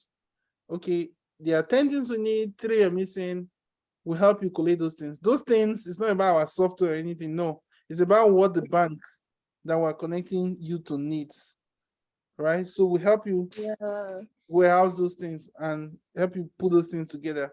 Then we can, once those things are complete, we'll now do an email or a phone call introduction and share those with your permission. We'll say, oh, we want to connect you to this bank. They have financing for you because the money is there. The thing is that people are just not prepared, right? So now that you're prepared, we'll connect you to that particular business. So in fact, for those people who use Clever, one of the things we tell them is that if you're using Clever as a farmer or as a business person, one of the things you can do is that once your investor wants to see how your business is doing, you just go to settings and add the person's email and give them permission. Okay, view sales or view sales and expenses. And the person will get an email telling them that, oh, you've been added to so company. And once they log in, they can see what they need to see, and then you remove them from your account. So it's that simple. Do you understand? Yes, I do very well. Yes, it's that simple, because sometimes for you to be gathering fiscal receipt, gather this, takes a lot of time. So that's why we made the product that particular. We built it with fundraising in mind, that okay, at some point people might need to raise money for their business, so let's make it this way, you know. Yeah, I hope that answered your question. Yes. Also, I also wanted to know, this is for development, then for ideation stage, is it possible to know a business that is investable from ideation stage? Yes, so let me share with you guys something. I didn't talk about it today, but I actually prepared for it to anticipated you guys might ask that question. So let me share. It's after my thank you. So it's good to think ahead. So these are some of the things that investors look out for. Like, so you're trying to get a bank or investor to give you money. Think about it like dating a girl, right? You don't get married to your wife from day one. You spin. There's something we call spinning in the Niger Delta. I don't know if you people from Lagos and the north are used to it, but there's something called spinning as a worry boy. Yeah, you spin the gear. You know, so spinning is toasting. You know, so that toasting thing. These are the criteria for being toasted by a bank or an investor. Number one, you have a large market, which means that whatever you are selling has potential to reach many customers or cover a large geographical territory. The second thing is that the problem you are solving should have some form of frequency to it. Should be something people are facing daily, right? Or weekly, monthly, regularly.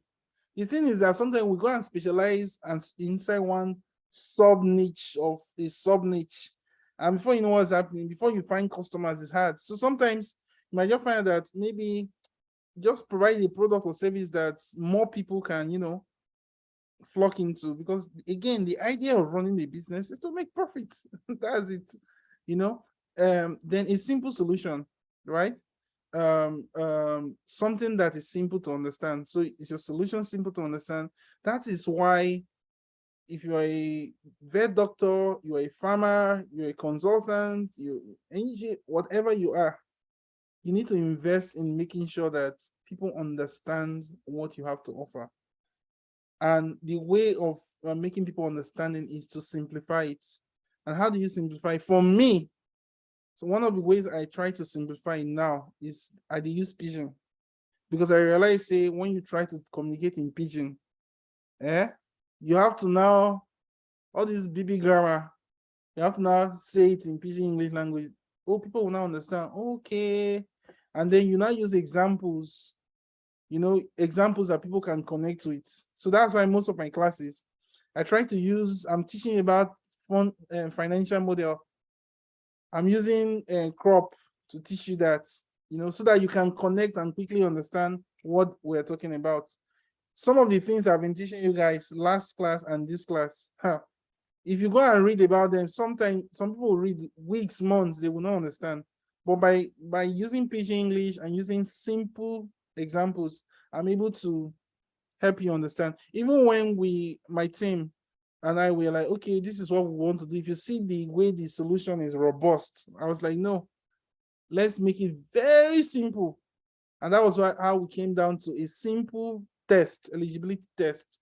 Put in your contact information, tell us which of these things you meet, which you can do in 1 or 2 minutes. That's all. And from there, we take up the work. Simplicity. And people who do things in a way that is simple to understand, many times, or most times, they know what they're doing. Most times, because it takes a lot of experience to like take something that is very big and crash it down so that anybody can understand. Then number 4, wide distribution. Network of people who can recommend you, network of people who can sell your products. Invest in distribution. Doesn't matter what type of service or product you have. Always think about, okay, how can I reach more people? How can I, like Sofia, I already know that, okay, when we're trying to grow, this is what we're going to do. This is what we need to do to get to the next phase. Distribution. I have meetings with VCs, right? And one of the things we talk about is distribution. This one, distribution is very important, because this is the key to taking over a market. Do you understand? And again, my mentor, Colonel Moyo, he told me something one day, which, in fact, when I think about it regularly, the thing hits me. He said to me, he said, Oritz, do you know why Fela, all these Fela, Wole Soyinka, Chinua Achebe, and so they became like legends? He said that, which I didn't reason it from that perspective. He said that Chinua Achebe combined the ability to write, yes, with the Igbo language, right? With like the Nigerian culture and all those things, mixed them up and came up with something unique. You see somebody like Fela combined activism or political activism with, is it Afro Juju music or something like that, yeah? So you see that most of these guys are a combination of 2 or 3 streams. Even for Vets Act, when we started, it was like, oh, agriculture must be farmers only, and you must keep your pen records. We stayed on that, but as we began to engage with farmers, vet doctors, they will tell you that, some of them say they don't even want to use any software also, but they all have one problem. They are looking for money to grow. And because there's too much scam in the country, people are concerned who they get money from, and they're very careful. So you talk to this farmer or this vet doctor, they will give you all their complaints and then say, we need to expand this business. So that was why we now, and then I've been doing fundraising for years, not today, like for years, almost 10 years, right? So I say, okay, maybe it's time to now combine that experience with fundraising, with the needs of customers who need capital. And then the third stream is software development, because that's how we scale. So we're combining technology, fundraising, and the need of the market, which is access to capital. That's it. So that's what brought us to our current product called Sofia. So I'm just saying this as an example so that as you're thinking, don't limit yourself to just, I studied law, or I studied banking and finance, and you're not combining it with something. Try and mix these things so that you get more things done. I hope that was useful. I think that would really help a lot of people actually. So I have Steven who has a question. Yeah. You're welcome, Barnabas. Before I take Steven, I'm gonna unmute you.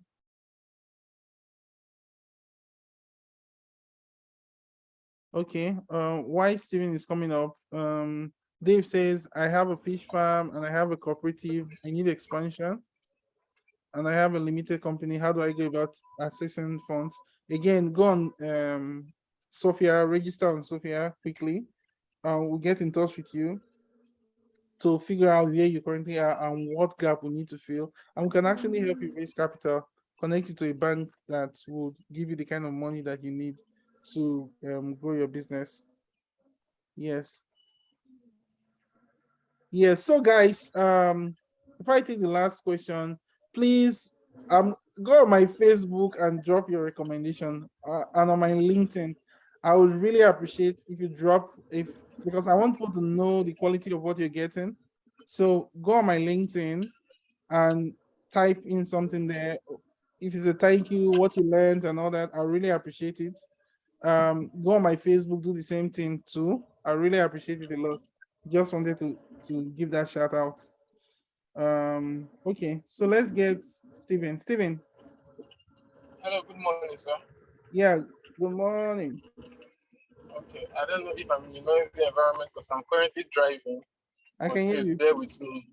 Okay. I was the one that chatted with you this morning. You helped my wife. You gave us some tips on how to go about getting her grants. I don't know if you recall. Yeah, PL. Yes, I sent a message. So I own a printing press here in Port Harcourt. Okay. And we've been in business for since 2019.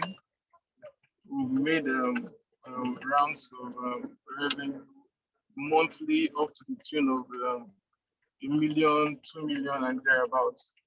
Okay. But we intend to scale up because the machines we have are what is it called? It's almost all over the industry. It's almost in every office right now in because we have like a village, just like how they have the GSM village. We have a printing village here in Port Harcourt where they have so many printers. So we are trying to get a very cost what was it called? A very expensive machine that will keep us ahead of other printers, and we have just one of it right now in the city. Oh, okay, not one. I think we have about 3, but okay. Just two very strong functioning offices, and there's a whole lot of money in this. So I first contacted a friend of mine in Liberia who links me up to someone else, a friend of his in the US. We discussed about either I should take a loan or if should come in as a partner, which is selling equity. So I consulted some of my friends and people I think have been in business. The advice I go into partnership, which was also cool for me because the pressure of paying back loans to the tune of 50 million would be tuned down a whole lot. Partnering with the person, and since he is outside the country, we can leverage on his knowledge since he has some other businesses running outside the country also. So what was the question? So the question right now, I want to know, how do I, since, okay, those stuff didn't work out at the end of the day. So now I'm looking at getting a bank to finance loan for us to acquire this machine. So when you talked about Sofia, I felt this is what I need. Okay. Yes, so I'm asking right now, the machine is to the tune of about 50 million. Mm-hmm. So I don't know if the my business, being that we've been in business for about just 3 years.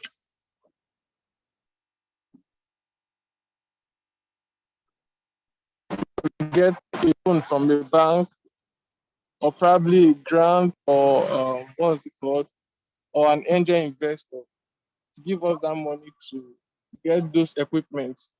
Yeah, so thank you for the question, Stephen. Thank you for the question.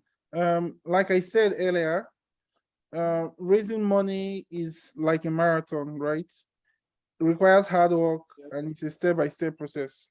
So first step, go on Sofia, take the eligibility. Let's know what you have and what you don't have, right? Based on what where you are now, right?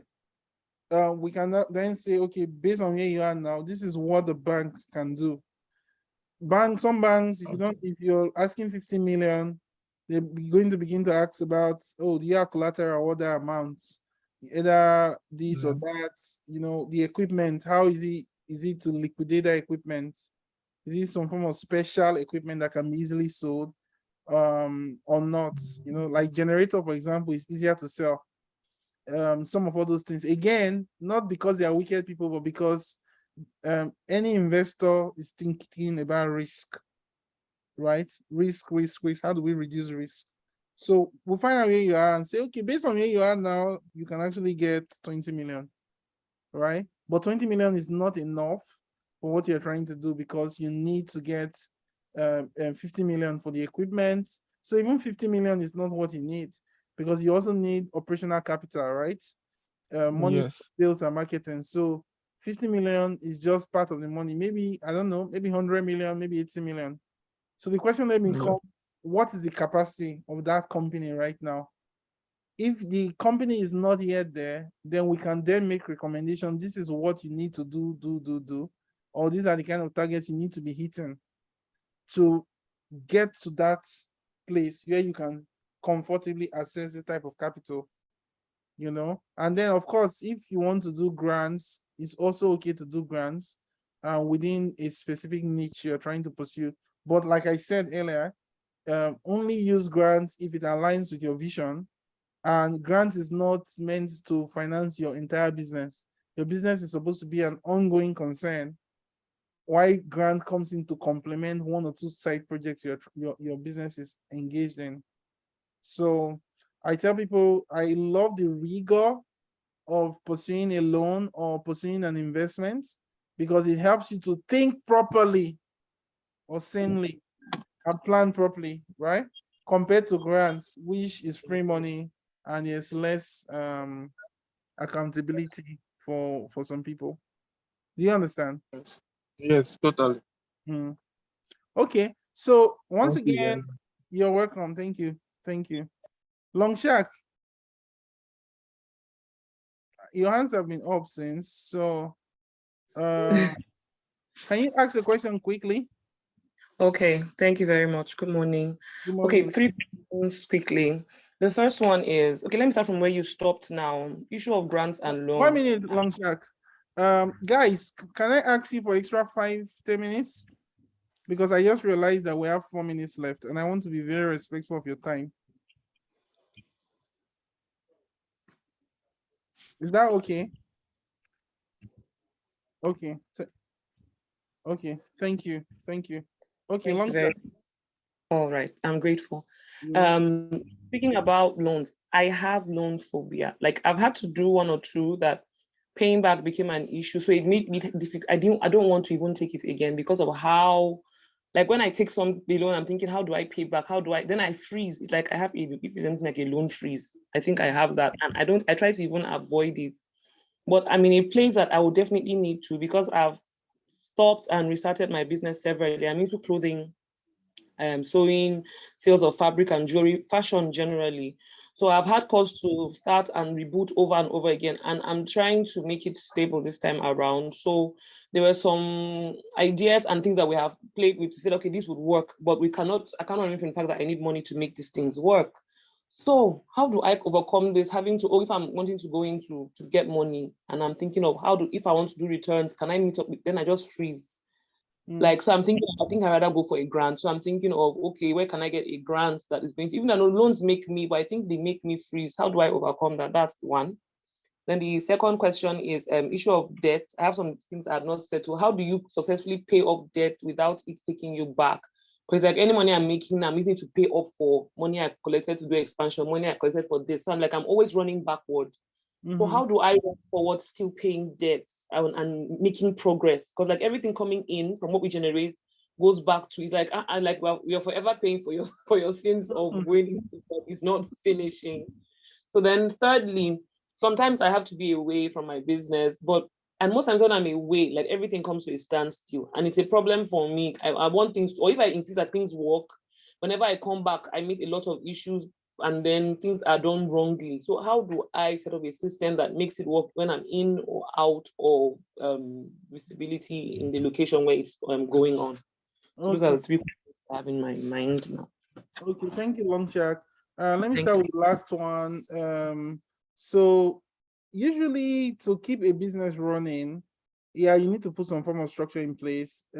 Structure is really about the human beings that you have on the job, right? And the type of culture you've created in your organization, right? Of course, we can have a detailed, I think I spoke with Namdi some time ago, and we're planning doing a joint session together. So I think I should follow up with him, and we'll have a session here. We'll talk about like structures and all this. But one thing I know for sure, even in my own business, is the quality of your team members. Hiring the right people, right? Sometimes we compromise a lot when we reduce the standard because of our friends and family members we have employed to run the business with us or for us. Okay. So when standards fall, it becomes very hard to fire the people and all that. So you want to always make sure you have the right set of people, and the right set of people are the people who understand their job description. They have the skill sets to get the job done, and they're actually faithful with getting the job done, whether you are there or not. Never compromise on your standard.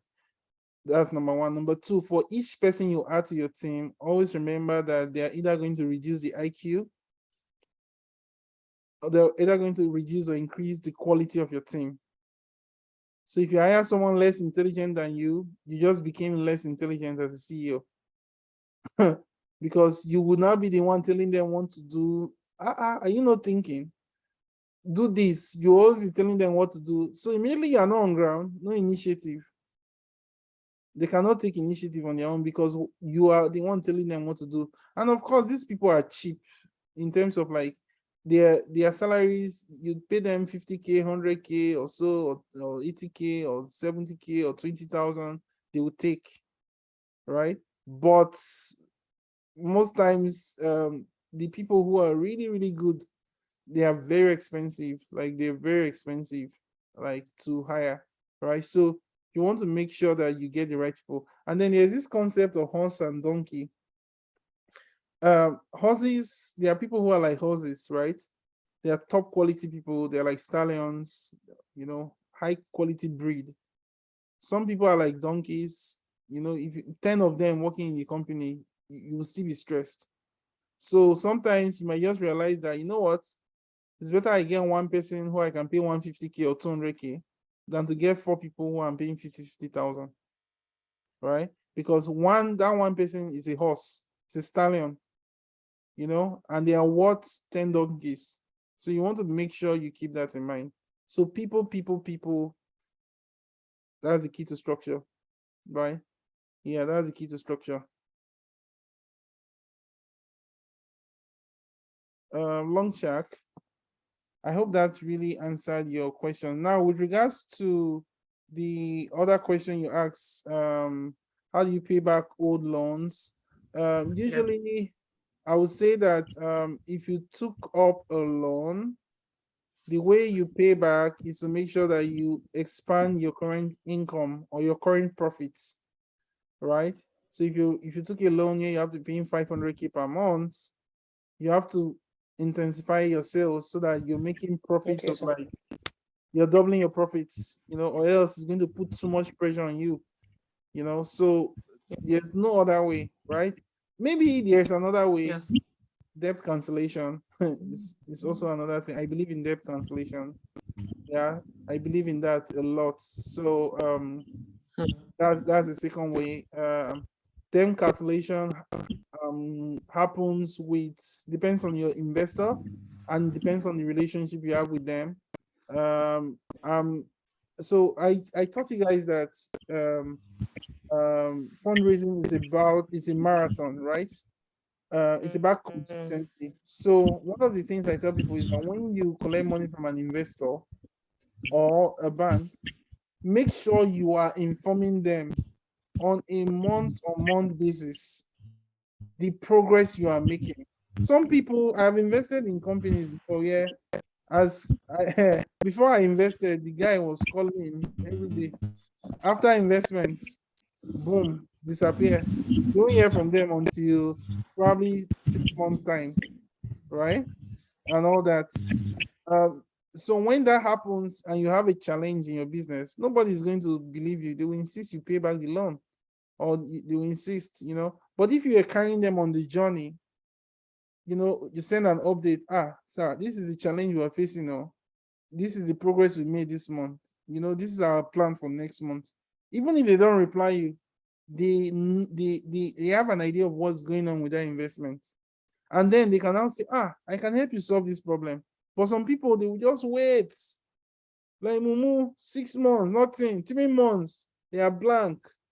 And so that lack of communication becomes the major reason why the investor insists that money must be paid back. Yes, do you understand? So that's always a major issue. Now, Longshark, I believe I've answered your question, right? Did I miss any other thing? I just want to confirm to make sure that, because I promised you guys that I'll answer your question. So I want to make sure that I've actually answered the question. Asked when I was asking about my phobia for like, how do I overcome the threshold of not wanting to, like, if I get money for something, to overcome that, because it makes me freeze. And it's planning. The key to that is planning. Okay. It's planning. It's like planning with the right people, right? I want to raise X million, or I want to raise money for my business. You need to get quality people. That's part of what we'll do for you, Sofia. Okay, Launchak, like, question all your assumptions. And we do that when there's a program I co-founded called Cascado, right? You have companies who are making like about $1 billion per annum. You have some companies who might be doing a few millions, 10 million, 20 million per month, and all that.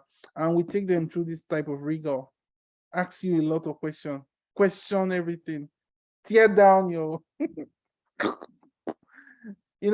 and so you see that most of them, they come out better, right? So the more, someone said, plan as if everything depended on planning, all right? And then execute as though, everything depending on prayers or something like that, yeah? So you want to really plan. So plan, and the key again is like your financial model needs to be top notch, because all the key assumptions needs to be captured into the financial model. And then maybe I should do a class here. We'll dive into the financial model thing. Maybe I can just do a simple financial model. So as we tamper with your numbers to say, okay, what if we cut sales by half? You are projecting that you're going to sell 10 million naira per month. Okay, let's cut it by half. What happens to your company? So we run different scenarios.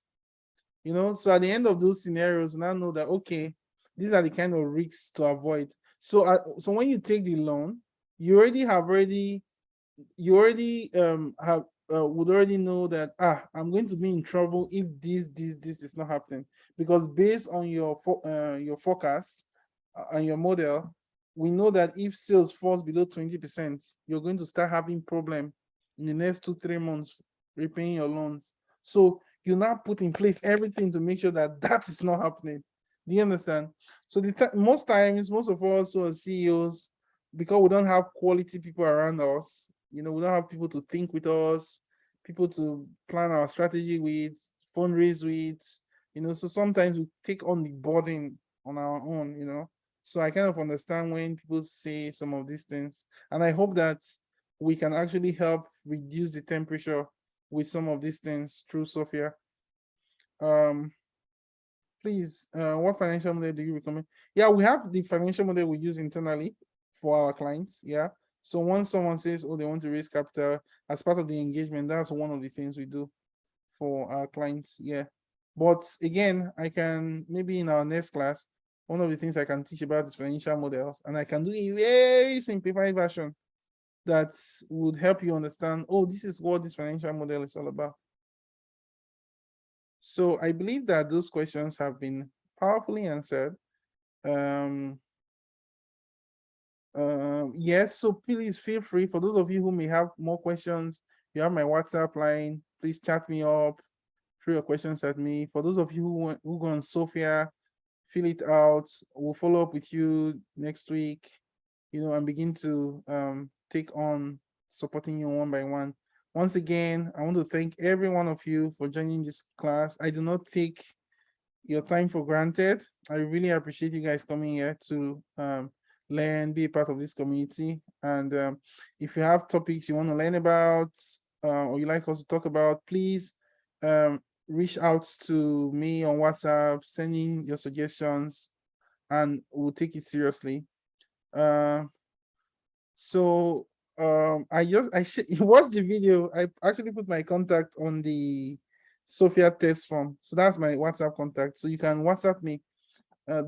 Yeah, send me a WhatsApp message. So the recording, I'm going to share the recording with you guys after this meeting. Okay. So once again, thank you very much for your time. Please go on my Facebook, drop some comments, go on my LinkedIn. I've shared with you guys my LinkedIn. Meneble, MENEBLE. Find me on LinkedIn. You see my picture there. And then drop your comments, what you liked about the class on my post. I did a post about this class, so please drop it there. It really helps a lot. Thank you guys so much. God bless you and have a fantastic weekend. Let me unmute you guys. Just a moment for those people who might want to say something. Let me okay, let's do unmute. Allow participants to unmute themselves. Okay, yeah, you can now unmute yourself. Okay, thank you very much. You're welcome.